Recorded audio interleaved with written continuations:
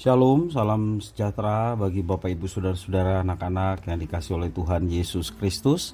Jumpa kembali bersama saya Pendeta Eka di dalam renungan firman Tuhan pada hari ini Jumat 26 Agustus 2022. Sukacita dan damai sejahtera dari Tuhan Yesus kiranya menyertai hidup kita sekalian. Puji nama Tuhan. Sampai pada pembacaan firman Tuhan hari ini, Kitab Kidung Agung pasal yang ke-8. Kiranya firman Tuhan yang kita baca dan sebentar kita renungkan sungguh boleh memberkati hidup kita. Baik Bapak Ibu Saudara, anak-anak yang dikasih oleh Tuhan, kita akan berdoa terlebih dahulu sebelum kita akan bersama-sama belajar firman Tuhan. Tuhan Allah Bapa di surga, di dalam Yesus Kristus, terima kasih ya Tuhan untuk setiap kasih setia Tuhan yang boleh kami alami dari hari ke hari sampai hari ini. Dan biarlah semuanya itu menjadikan kami semakin mengenal pribadi-Mu yang baik, yang agung, luhur, dan menyelamatkan hidup kami. Terima kasih ya Tuhan. Dan kami mau terus belajar mencari kehendak Tuhan untuk kami dapat genapi dalam hidup kami. Melalui kebenaran firman Tuhan yang kami baca dan renungkan, Kau mampukan kami untuk dapat memahaminya. Juga Engkau menolong untuk kami genapi dalam hidup kami.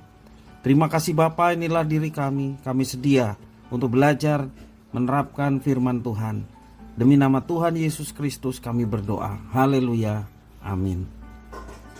Saya akan membacakan Kidung Agung pasal yang ke-8 ayat yang ke-5 sampai ke-14. Demikian firman Tuhan.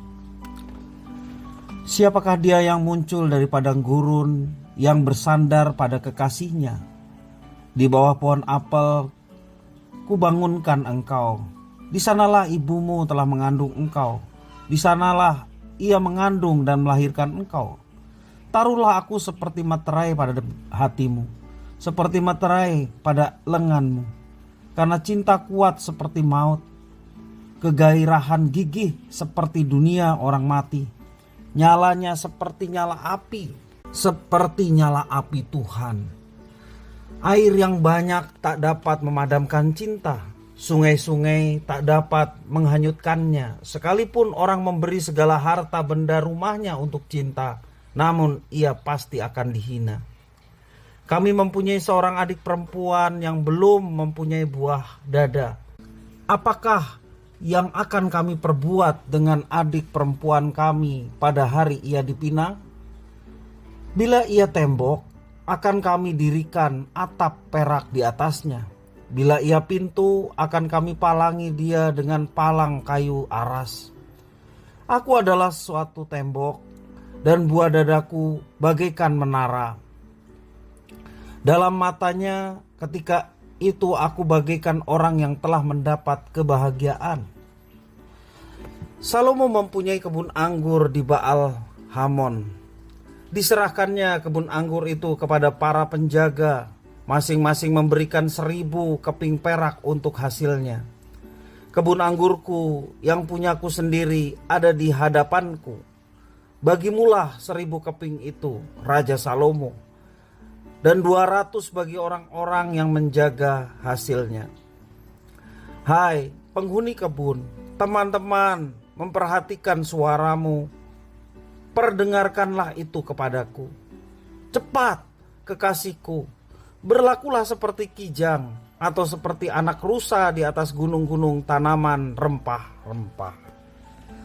Bapak Ibu, saudara-saudara yang dikasih oleh Tuhan Yesus Kristus, cinta sejati yang diwujud nyatakan dalam pernikahan hanya boleh terjadi pada pria dan wanita yang sudah dewasa untuk mengambil keputusan sekali seumur hidup. Sekali mengambil keputusan, kekuatan cinta yang sudah dipersatukan dan diberkati oleh Tuhan Allah tidak boleh diceraikan siapapun. Hanya kematian yang bisa memisahkan pasangan suami istri secara fisik, namun tidak secara batin. Bagian pertama dari perikop penutup ini di dalam ayat yang ke-5 dan yang ke-7 menyatakan dengan jelas kekuatan cinta sejati bagaikan materai yang mengklaim kepemilikan seumur hidup.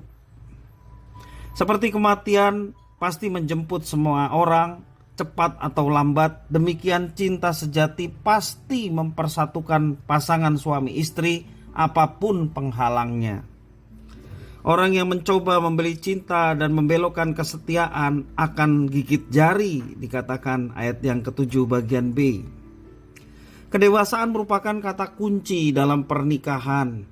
Maka gadis yang belum akil balik harus dijaga dan dijauhkan dari predator seksual yang hanya ingin memuaskan hawa nafsu, bukan mencintainya dengan tulus.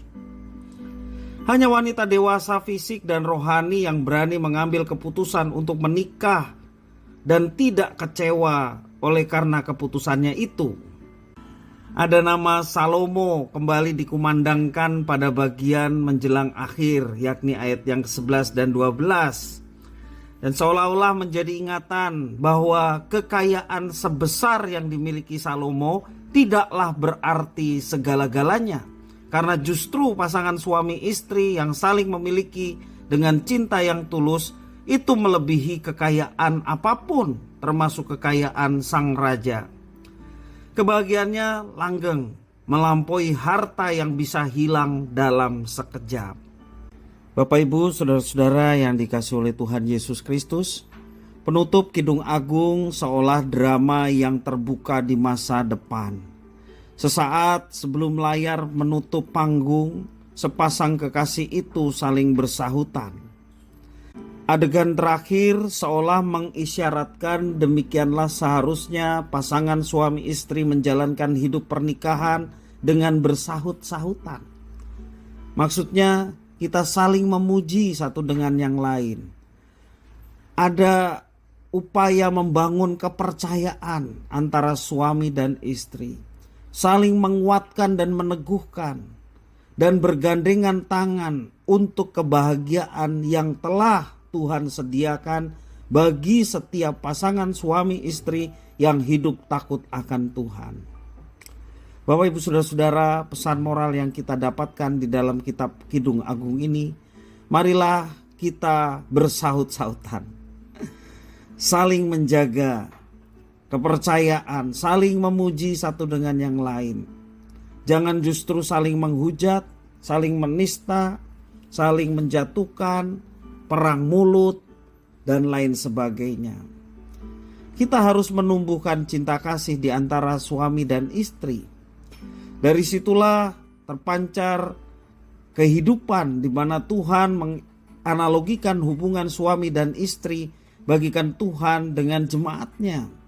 Ada cinta kasih yang mesra, saling memuji, saling percaya, menguatkan, bergandengan tangan untuk melayani bersama dalam kebahagiaan yang Tuhan sediakan bagi setiap pasangan yang hidup takut akan Tuhan. Kiranya firman Tuhan ini memberkati kita sebagai pasangan suami istri yang boleh terus maju melayani Tuhan, memuliakan Tuhan bersama-sama. Tuhan Yesus memberkati. Mari kita berdoa. Tuhan Allah Bapa di surga, di dalam nama Tuhan Yesus, kami sungguh bersyukur dan berterima kasih atas firman Tuhan yang boleh kami baca dan renungkan. Kami memohon kepada Tuhan, biarlah kami menjadi pasangan-pasangan suami istri yang sungguh memuliakan Tuhan dalam hidup kami. Kami bersama-sama melayani Tuhan. Kami bersama-sama memberikan teladan contoh bagaimana mengikuti Tuhan dengan setia pada anak-anak kami. Sehingga kebahagiaan itu dengan sendirinya Tuhan hadirkan. Karena sumber kebahagiaan sejati adalah Tuhan. Karena itu Tuhan, kami tidak mau membiarkan waktu-waktu dalam hidup kami tidak menumbuhkan cinta kasih di antara kami sebagai pasangan suami istri yang telah diberkati. Kami mau menumbuhkan itu sampai maut memisahkan kami. Dan biarlah hidup kami boleh memancarkan terang, menjadi garam yang bermanfaat bagi orang-orang di sekitar kami. Sehingga mereka pun melihat Kristus, Juru Selamat, dan turut memuji menyembah Engkau sebagai Tuhan dan Juru Selamat dalam hidup mereka. Terima kasih ya Tuhan, inilah doa permohonan ucapan syukur kami atas firman Tuhan. Demi nama Tuhan Yesus kami berdoa. Haleluya. Amin.